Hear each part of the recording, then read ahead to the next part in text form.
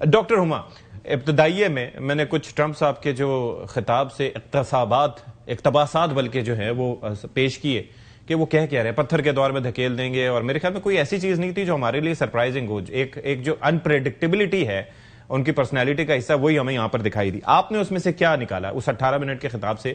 کیا ایک چیز سامنے؟ مجھے تو بڑی انٹرسٹنگ بات سمجھ میں آئی.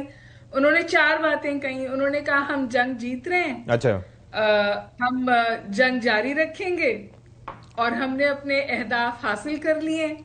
تو پھر نکل جائیں. اور یہی باتیں ایگزیکٹلی یہی باتیں انہوں نے 11 مارچ کو بھی کہی تھی. ٹرو.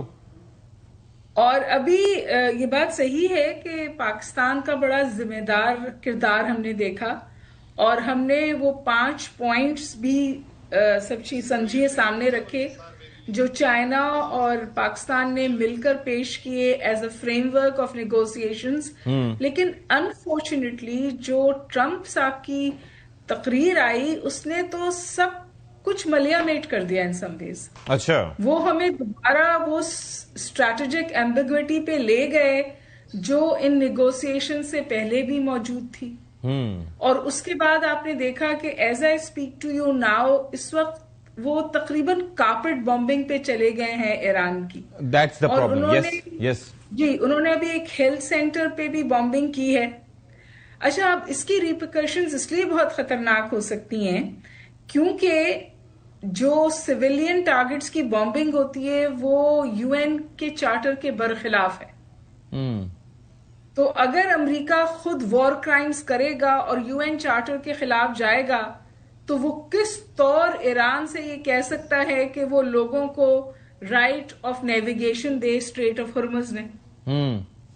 اسی کے تحت کہتے تھے نا جی کہ وہ آپ فری رائٹ آف نیویگیشن دیں، کیونکہ اسٹریٹ آف ہرمز تو فال کرتی ہے ان کے اپنے ٹیریٹوریل واٹرز میں.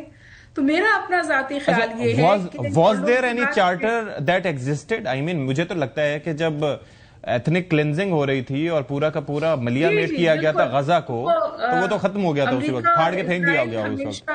جی، ہمیشہ اس کو سلیکٹیولی استعمال کرتے ہیں. لیکن اب صورتحال میرے خیال ہے لوگ اب واضح طور پر ایک بات کہہ رہے ہیں. لوگ یہ کہہ رہے ہیں کہ یہ جنگ ٹرمپ کے ہاتھ سے نکل گئی ہے. اکانومسٹ نے ٹائٹل لگایا ہے کہ اس وقت اینیمی کو ڈسٹرب نہیں کرنا چاہیے جس وقت وہ اپنے آپ کو تباہ کر رہا ہو. اور تصویر لگائی ہے پریزیڈنٹ ٹرمپ کی اور چائنیز پریزیڈنٹ کی. آئی تھنک پوٹن کی بھی لگانی چاہیے تھی.